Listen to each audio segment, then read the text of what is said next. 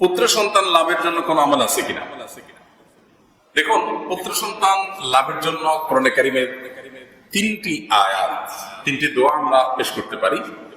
এই দোয়াগুলো পাঠ করে আল্লাহ তাআলার প্রিয় নবীদের একজন জাকারিয়া আলাইহিস সালাম, ইব্রাহিম আলাইহিস সালাম আরেকজন, তারা আল্লাহ তাআলার কাছে পুত্র সন্তান লাভ করেছেন। অতএব এই দোয়াগুলো আপনিও পড়তে পারেন, কিন্তু তার আগে আপনার একটা বিষয় মাথায় রাখতে হবে, সন্তান ছেলে হোক আর মেয়ে হোক, আপনার চাইতে হবে যেন সে সৎ এবং ভালো মানুষ হয়, নেককার হয়।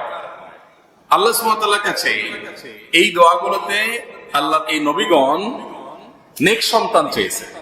কোরআন হাদিসে কোন দোয়ায় আলাদা করে এইটা বলা নাই আল্লাহ আমাকে আপনি ছেলে দিয়ে মেয়ে না, বা মেয়ে দিয়ে ছেলে না, এরকম কোনো অপশন নেই। আল্লাহর কাছে দোয়া করতে হয় সুসন্তান।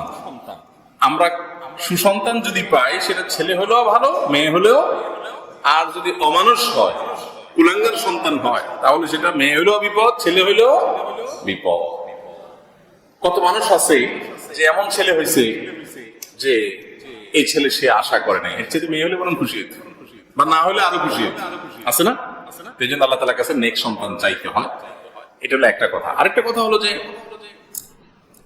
সন্তান আল্লাহ সুবহানাহু ওয়া তাআলা যাকে ইচ্ছা তাকে দেন। কাউকে ছেলে মেয়ে দেন, কাউকে শুধু মেয়ে দেন, কাউকে শুধু ছেলে দেন, কাউকে কিছুই দেন না। এই বিষয়ে ফয়সালা কার হাতে?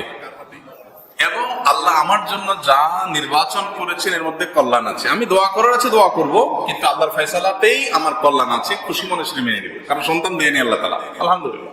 ছেলে দেন নাই, আরো জোরে আলহামদুলিল্লাহ। হতে বা আমার কপালে ছেলে দিলে আরো খারাপ কিছু হতো। অতএব আল্লাহর প্রতি সে ইয়াকিন থাকতে হবে। দোয়াগুলো হলো রব্বি হাবলি মিনাস সালিহিন, সন্তান লাভের জন্য দোয়া, রব্বি হাবলি মিনাস সালিহিন, আল্লাহ আপনি আমাকে নেক সন্তান দান করেন। আরেকটা দোয়া হলো রব্বি লা তাযারনি ফারদা ওয়া আনতা খায়রুল ওয়ারিসিন, আল্লাহ আপনি আমাকে একা একা ছেড়ে দিবেন না, অর্থাৎ নিঃসন্তান রাখবেন না, আপনি সর্বোত্তম ওয়ারিস, সর্বোত্তম উত্তরাধিকারী। রব্বি লা তাযারনি ফারদা ওয়া আনতা খায়রুল ওয়ারিসিন।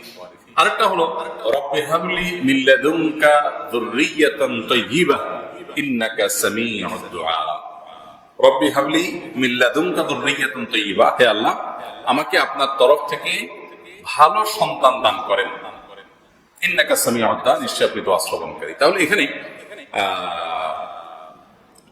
এই দোয়াগুলোর প্রত্যেকটাতে দেখেন ছেলে বা মেয়ের কথা কিন্তু বলা হয়নি। আপনি সূরা ফুরকানের ৭৪ নম্বর আয়াতের সাথে যোগ করতে পারেন, রব্বানা হাব লানা মিন আজওয়াজিনা ওয়া যুররিয়াতিনা কুররাতা আয়ুন ওয়াজআলনা লিল মুত্তাকিনা ইমামা, আল্লাহ স্ত্রী সন্তান এমন দেন যাতে চক্ষু শীতলকারী হয়। দেখেন, ছেলে মেয়ে বলে কথা নেই, চক্ষু শীতলকারী।